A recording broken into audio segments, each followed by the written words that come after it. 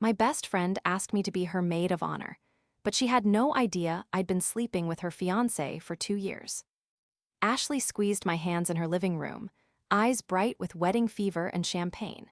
"Chloe, I can't imagine anyone else standing beside me on the biggest day of my life," she gushed, her engagement ring catching the afternoon light. Behind her, professional engagement photos covered every surface, her radiant smile next to Ethan's practiced grin, both of them looking like the perfect couple everyone believed them to be. I forced enthusiasm into my voice, hoping the guilt wasn't written across my face. "Of course. I'm so honored you asked." The irony wasn't lost on me. Neither was the sick twist in my stomach. It started innocently enough, the way these things always do.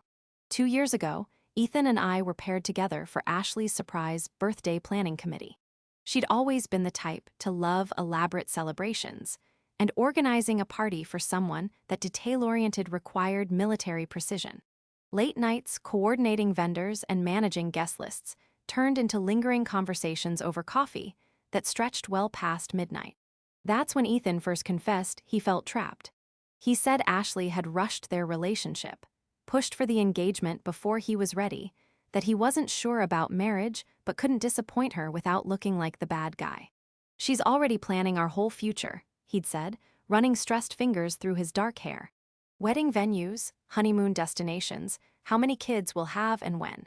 I never agreed to any of it, but somehow I'm locked into this timeline I didn't create. I should have shut it down right then.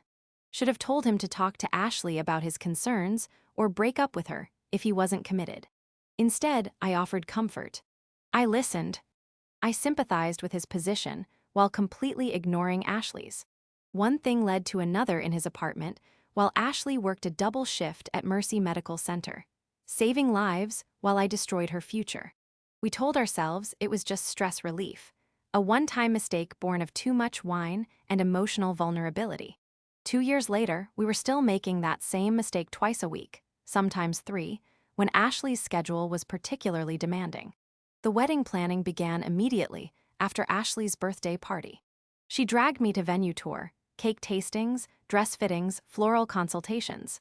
Each appointment was pure torture, watching her plan what she thought would be the perfect day, while I carried the secret that would obliterate everything she was building.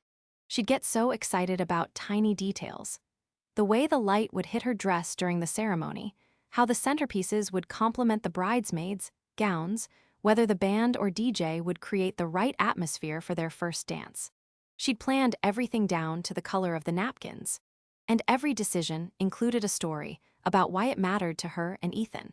"He loves gardenias," she'd say, pointing to floral arrangements. "His grandmother grew them. I want him to think of her when he sees them at our wedding."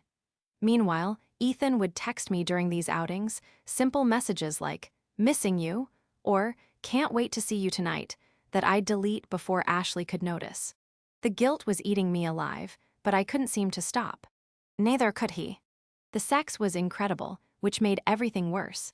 There was an intensity born of secrecy, a desperate hunger that came from stolen moments and the constant threat of discovery.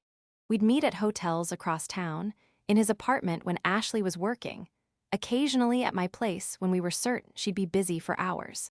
But it wasn't just physical. Ethan would talk to me in ways he apparently didn't talk to Ashley, about his fears, his dreams, his frustrations with work and family pressure. He'd hold me afterward and tell me things he claimed he'd never told anyone. Part of me knew he was probably manipulating me, using intimacy to justify what we were doing. But I wanted so desperately to believe I meant something to him. 3 months before the wedding, Ashley confided her deepest fear over wine at our monthly girls' night. "Sometimes I worry Ethan seems distant," she said, swirling her glass nervously, "like he's physically there, but his mind is somewhere else entirely. Do you think that's normal?" My stomach clenched so hard I thought I might vomit right there on her coffee table. "Pre-wedding jitters," I managed to say smoothly. "Completely normal. Men process big life changes differently than we do." She nodded, visibly relieved by my false expertise. "You're right. I'm probably overthinking everything. Thank God I have you to keep me grounded." If only she knew exactly where his mind wandered during those distant moments.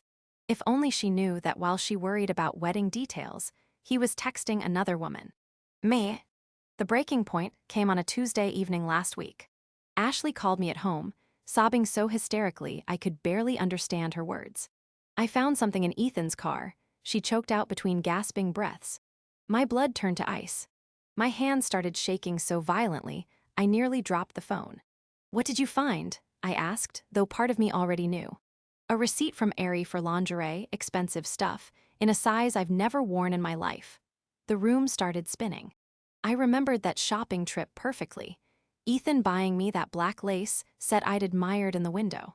He'd been so eager to see me in it, said it would drive him crazy thinking about me wearing it under my regular clothes. Maybe it's for you, I suggested weakly, my voice sounding foreign to my own ears. A wedding night surprise. No, she whispered, and I could hear her moving around, probably pacing her apartment the way she did when anxious. I checked the date on the receipt. It's from 3 weeks ago, when I was visiting my sister in San Diego for 2 weeks. He was supposed to be alone, working late every night. The silence stretched between us like a chasm. My confession balanced on the tip of my tongue, ready to spill out and end this nightmare once and for all. Then Ashley's voice changed, hardening in a way I'd never heard before. Cold, calculating, nothing like the warm woman I'd known since University of California, Los Angeles. I'm going to find out who she is, she said with frightening calm, and when I do, I'm going to destroy her life the same way she's destroyed mine. The line went dead before I could respond, leaving me staring at my phone in horror. That night, Ethan called in a panic. She knows something, he said. She's been going through my things, asking weird questions. What if she finds out about us? We need to end this, I whispered, before it's too late. End what? The affair or the engagement? Before I could answer, he continued frantically. Chloe, you don't understand what this will do to me. My business depends on contracts from her father's firm. If this comes out, I lose everything. The house we bought together, my reputation. My entire life is built around this relationship. His words stung more than I expected. Not once did he mention losing me or what we had together. I was just collateral damage in his real life with Ashley. Then maybe you should have thought about that before starting this, I said, unable to keep the bitterness out of my voice. Don't act like this is all my fault, he shot back.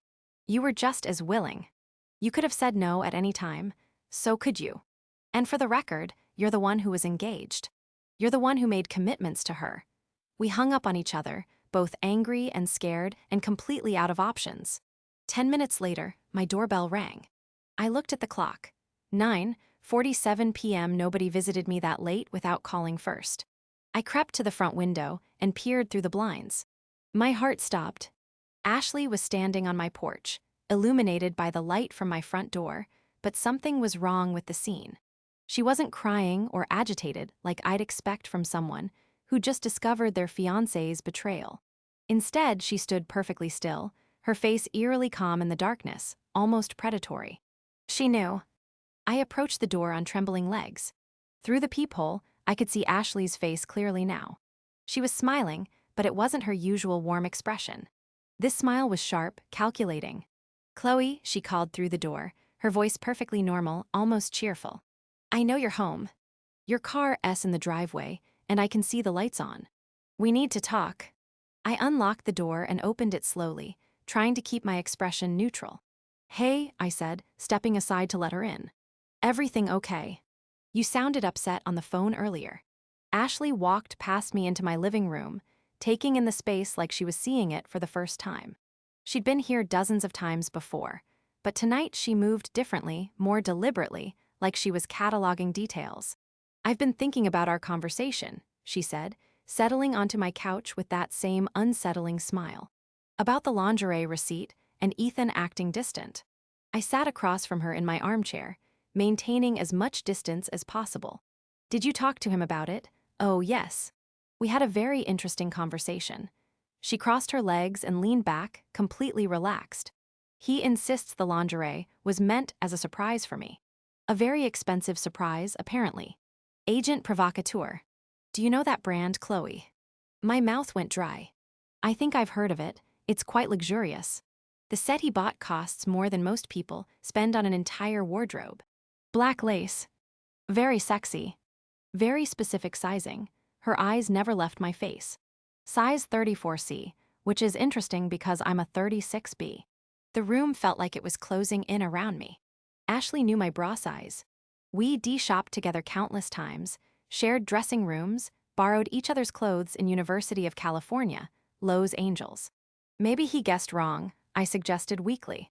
That's what I thought initially, Ashley said, her voice still maddeningly calm. Men are notoriously bad at guessing women's sizes. But then I got curious about the timing. Why would he buy me lingerie when I was out of town?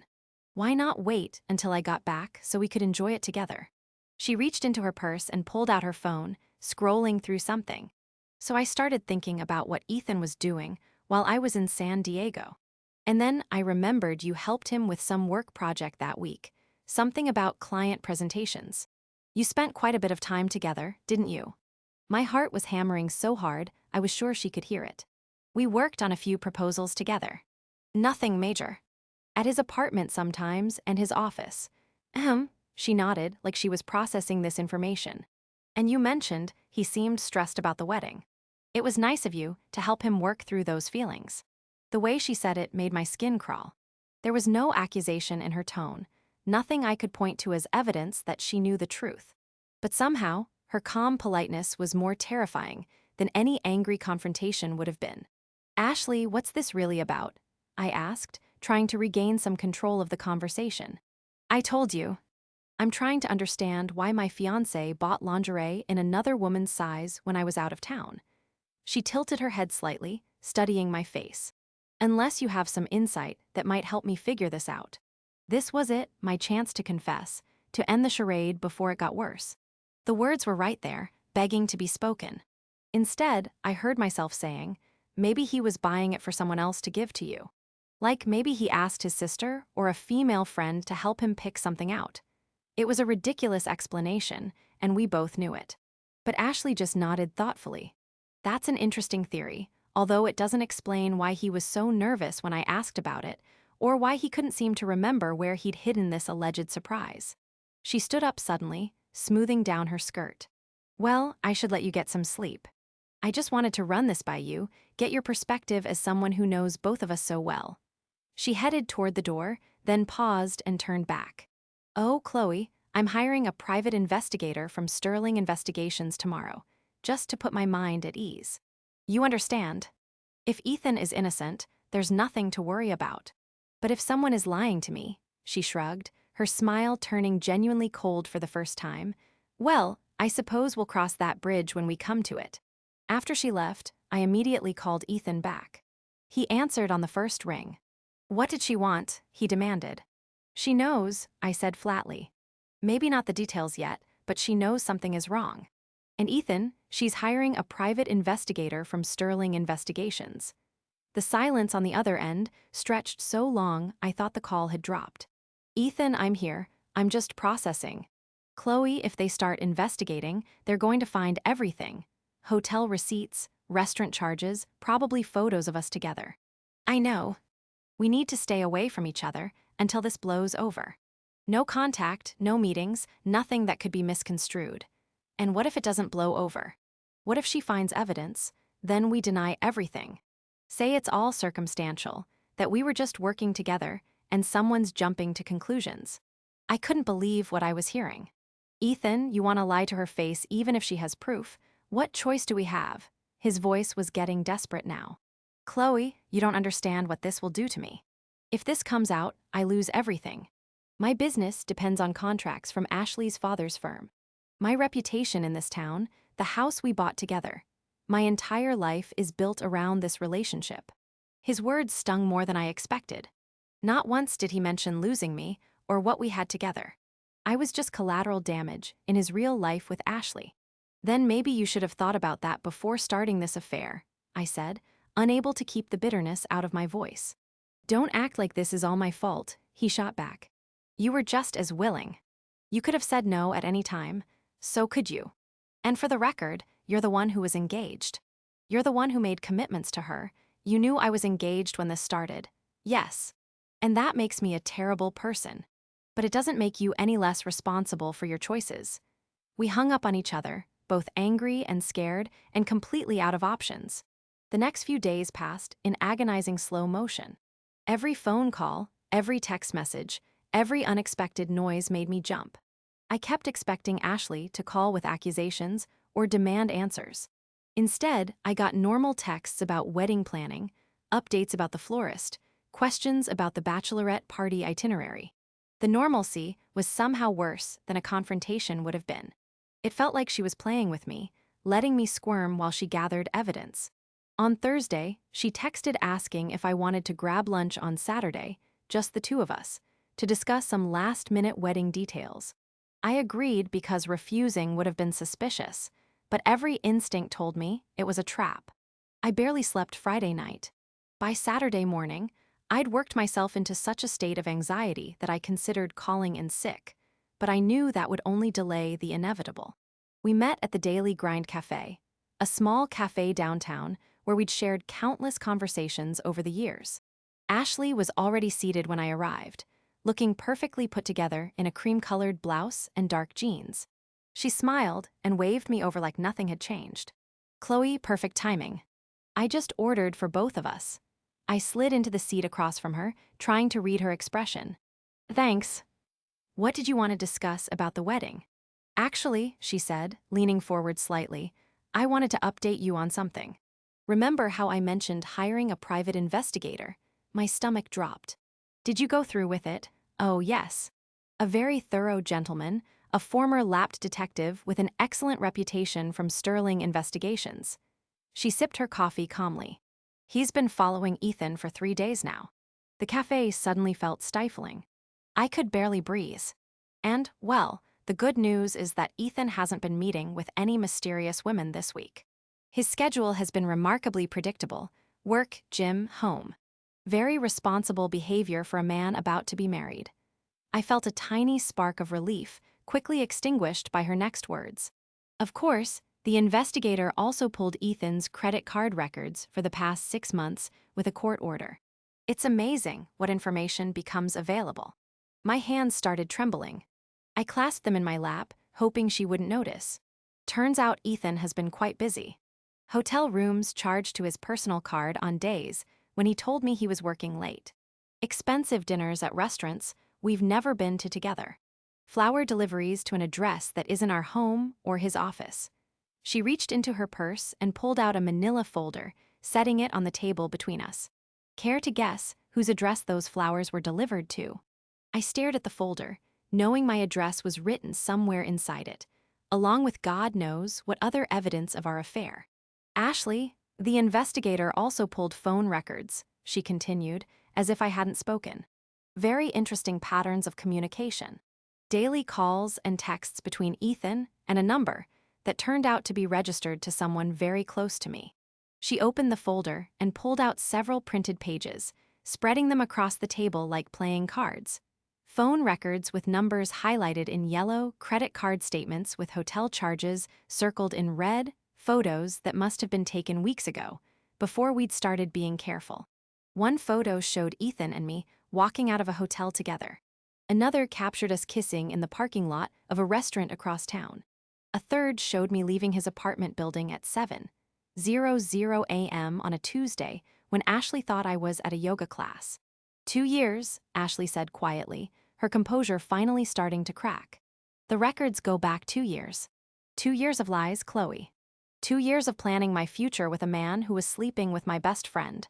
I couldn't speak. Couldn't move. The evidence was overwhelming, undeniable. "The investigator estimates you've been together at least twice a week for the past 24 months.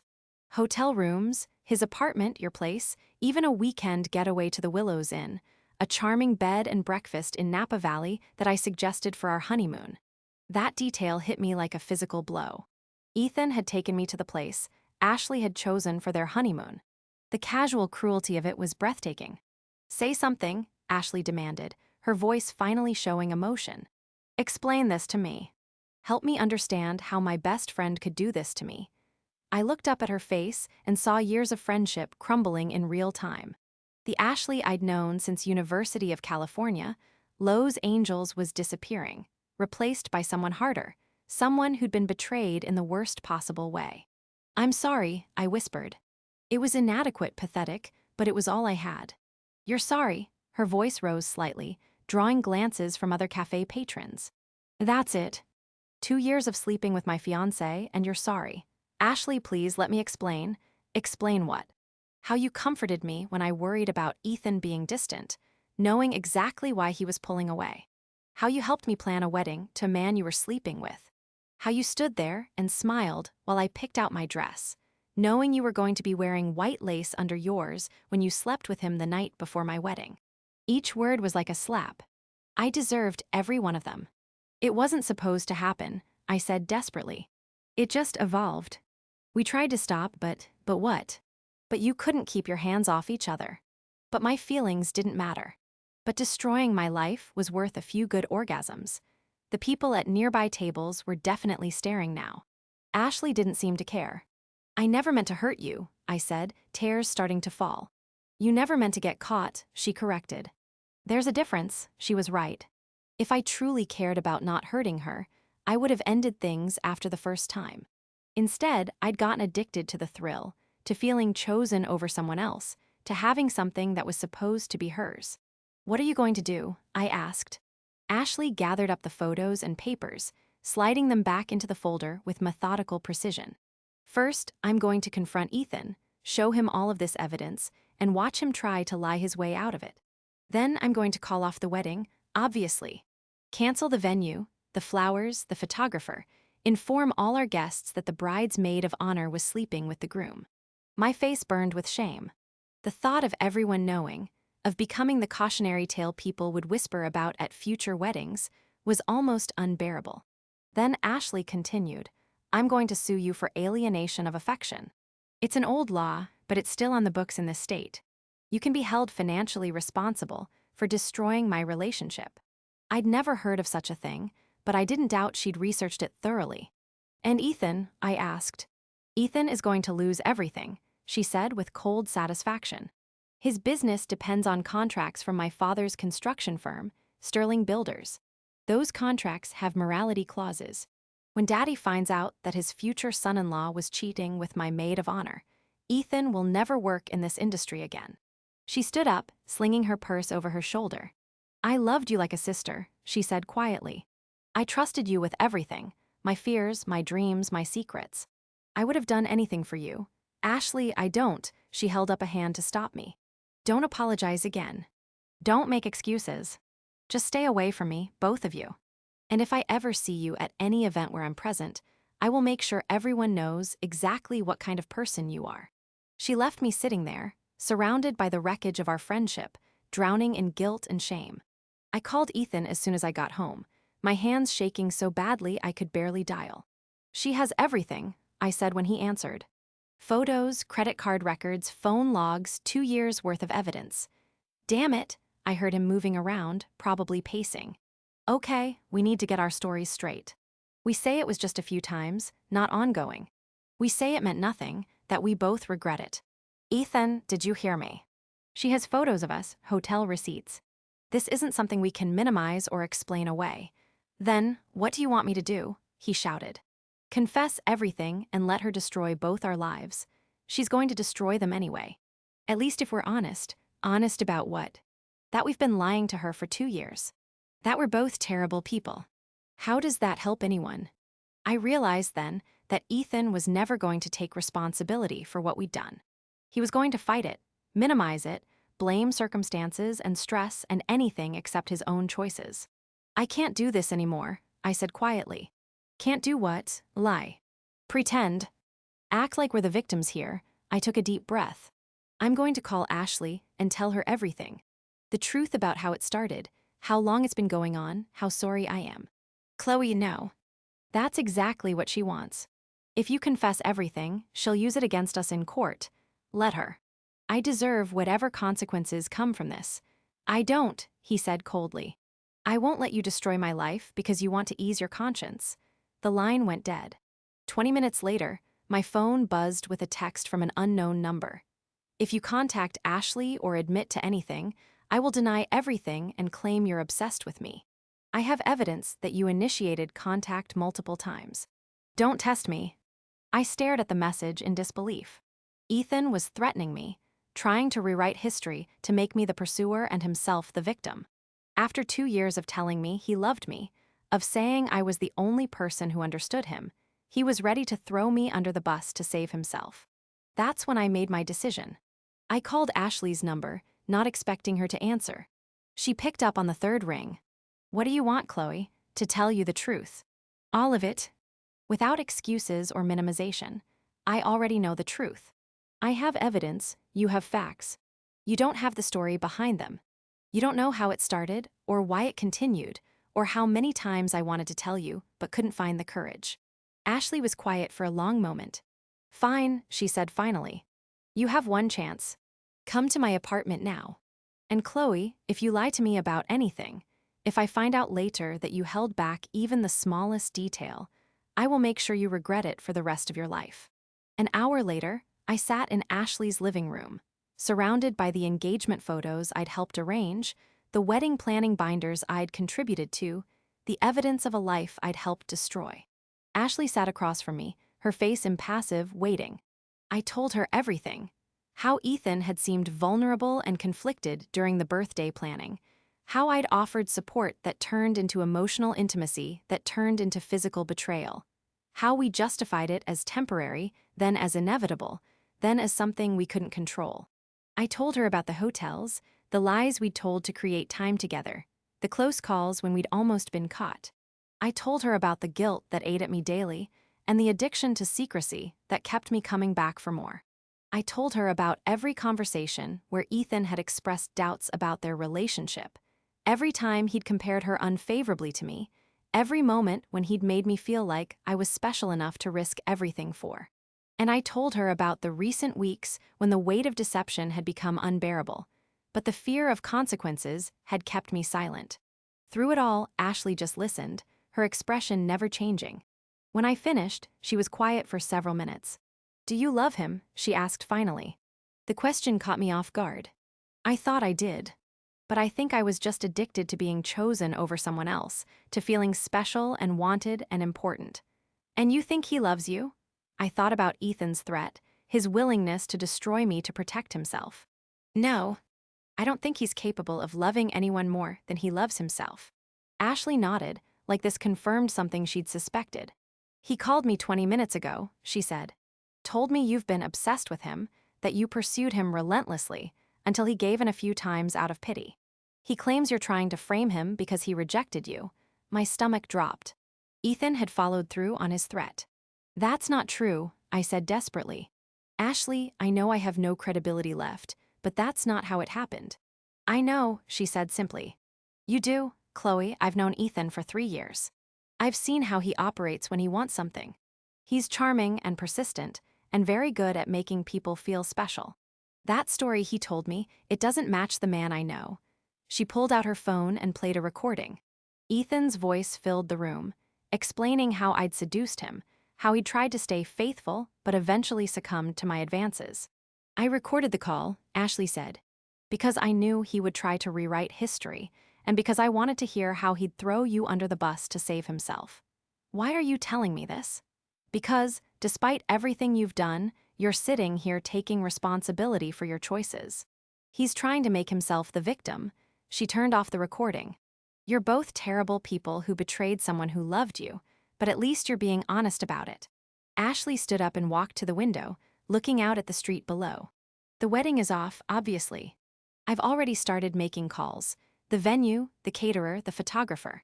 Most deposits are non-refundable, so I'm out about $15,000. I winced. "Ashley, I'll pay you back." "Whatever it costs, I'll." "With what money?" she asked without turning around. "You're a graphic designer at Design Spark Agency who lives paycheck to paycheck. It would take you years to pay me back, and frankly, I don't want to be connected to you for that long." "Then what can I do? How can I make this right?" She turned back to face me, and for the first time since this whole nightmare began, I saw genuine sadness in her eyes instead of anger. "You can disappear," she said quietly. "From my life, from our mutual friends, from every space where I might accidentally see you. You can let me heal without constant reminders of how thoroughly you betrayed me. And Ethan, Ethan is going to learn what happens when you cross someone whose father owns half the commercial real estate in this city. His business contracts will be terminated by Monday. His professional reputation will be destroyed. And since our house is in my name, he'll be homeless by the end of the week. The vindictive satisfaction in her voice was scary, but I couldn't argue with it. Ethan had made his choices. Now he'd live with the consequences. I'll leave town, I said. Find work somewhere else. You'll never have to see me again. Ashley nodded.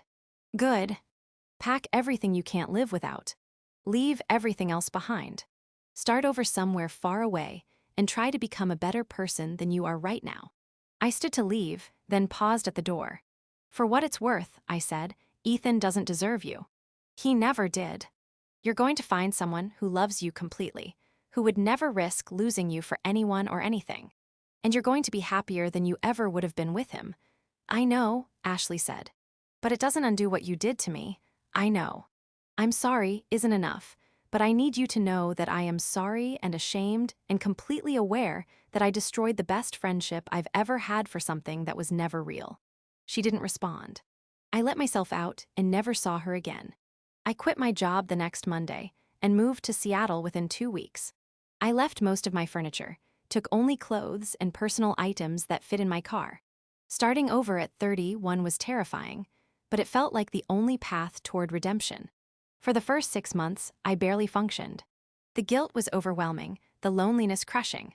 I'd wake up wanting to call Ashley about something funny I'd seen or heard, then remember that I destroyed that relationship forever. I started therapy, working through the choices that had led me to betray someone I loved. I took a job at a small design firm called Inkwell Creative and kept my head down, building a new life one day at a time. I never heard from Ethan again.